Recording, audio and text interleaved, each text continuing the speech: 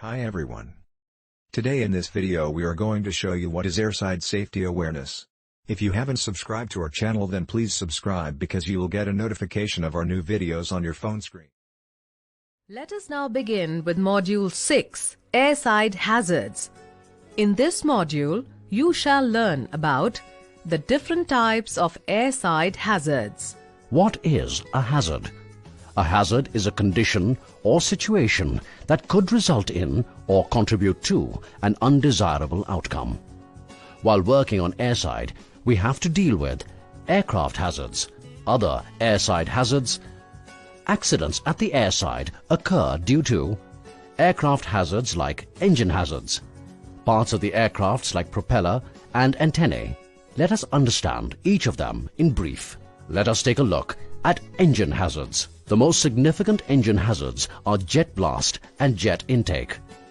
Jet intake and jet blast both can cause severe damage and danger to surrounding equipment, property and life when in close contact. Jet blast is caused by the exhaust from a jet engine and is one of the most dangerous aspects of the jet aircraft. If you get too close to the engine, you could get burnt by the hot exhaust, blown over by the strong winds, suffer eye or respiratory irritation from the gases, or be injured by flying debris. Jet intake creates a suction which is capable of pulling in FOD, which is around the engine like nuts, bolts and unit load devices. Now, let's see what are FODs. FOD stands for Foreign Object Debris and is a substance, debris or article alien to a vehicle or system which would potentially cause damage.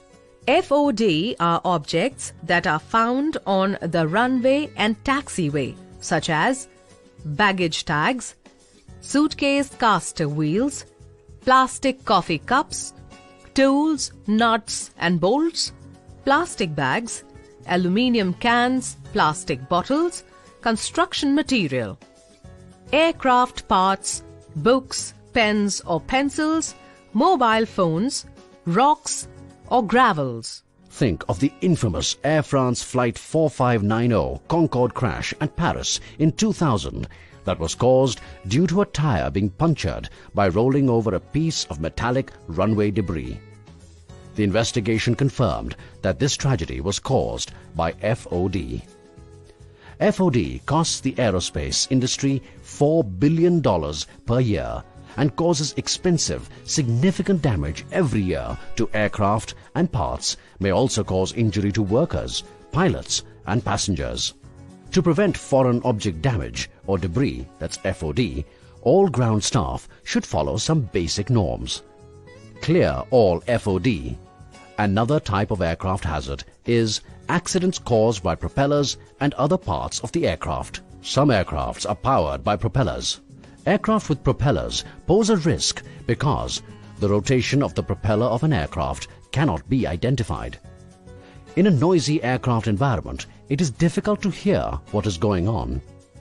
All ground staff should follow extreme caution when approaching towards the aircraft after the propellers have completely stopped moving. Never walk between the propellers, even when it is stationary. All the protruding parts of an aircraft can present a safety hazard and can cause serious injuries. You must be very cautious when you are around these dangerous areas in the vicinity of the aircraft. Let us now take a look at non-aircraft hazards. There are several non-aircraft hazards on the ramp that could lead to accidents on airside. These include complacency, distractions and lack of awareness, lack of familiarity, experience and knowledge, ignorance, pressure, lack of resources, lack of teamwork. Some hazardous situations arise due to airside vehicle movement. Airside vehicles constitute an ever-present hazard to both people and aircraft, and extreme vigilance is necessary for all those working airside. Different types of vehicles and equipments are driven and operated on the apron.